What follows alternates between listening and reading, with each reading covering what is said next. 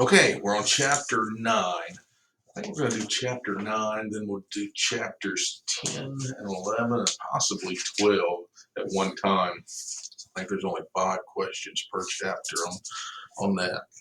Chapter 9, question 1. Which of the following is considered to be a problem with indeterminate sentencing? And the correct answer is it allows significant judicial disparity in sentencing.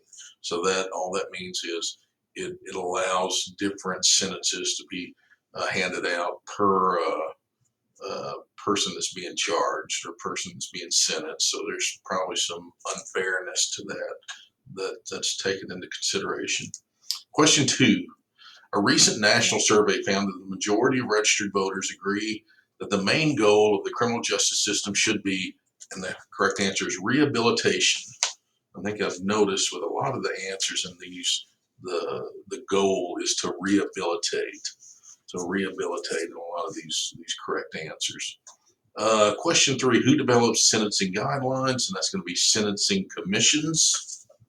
Question 4, community service is an example of a restorative practice. Community service is an example of a restorative practice. Question 5, when was the earliest recorded lawful execution in America? And that was 1608. Question 6, in 2008, in Bays versus Reese, the Supreme Court upheld the constitutionality of lethal injection as a method of execution.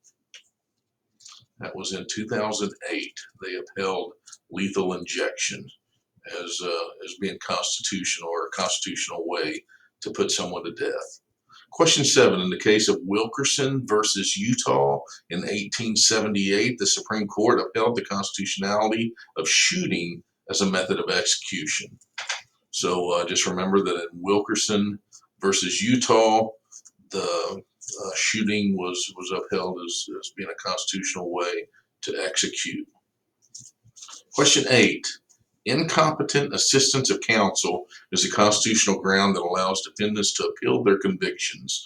And I think we discussed this either in this class or maybe another class that I'm teaching, that once someone is found guilty, it's really, really hard to go back and retry a case. And this is one thing that they look at as a way that someone's constitutional rights were violated because they weren't defended by their counsel in a timely or in an efficient manner. So if that happens, if you can prove that, you can go back and retry someone. And you see that more. It doesn't happen often, but more often than it used to. Okay, question 9.